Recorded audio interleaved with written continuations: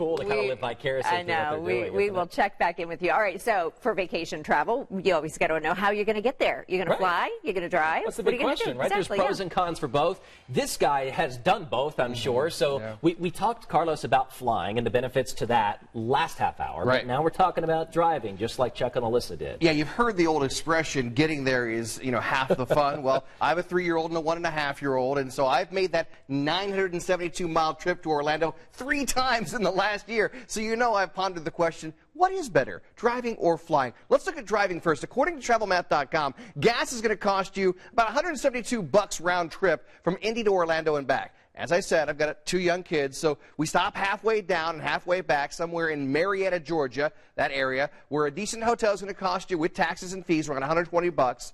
So double that, and you've got $240 in lodging. So take that $172 for gas, add the $240 for hotels, and you've got a round trip of driving cost of just over $400. Now to flying. Southwest Airlines actually offers 8 nonstop flights a day from Indy to Orlando, flying down Saturday, March 16th, flying back Saturday, March 23rd. I found a round-trip flight on Southwest, round trip for about $250. So for a family of 4, you're looking at a travel cost of flying at around $1,000. That's if you can get a ride to and from the airport in Indy. If not, add more money for that Uber or that long-term parking. So as you can see, for a family of 4, flying is more than twice as expensive as driving. But wait, if you fly, you're probably going to have to rent a car in Orlando. A full-size car in Orlando for that week of March 16th to March 23rd is going to cost you just over $300. So now for a family of 4, driving rings in at $400, while flying and renting a car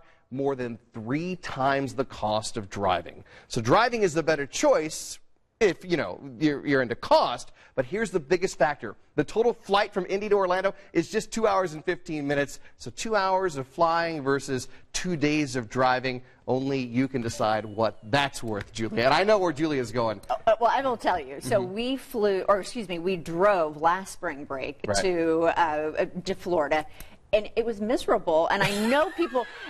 We were on the Tell us how you really feel. We were on the north side, so I live in Carmel. It took us 3 hours to get to the south side of Indianapolis. It was terrible. I think what you've proven here is that Greenwood is better than Carmel. The debate is settled. That debate settled right there. I said to myself, never again. All right. Well, Barry got the message, I'm sure. Yeah. Hey, even I can forecast Florida, and I only took 1 meteorology class. So, Chuck, let's talk about the weather right here in gorgeous Indianapolis, too.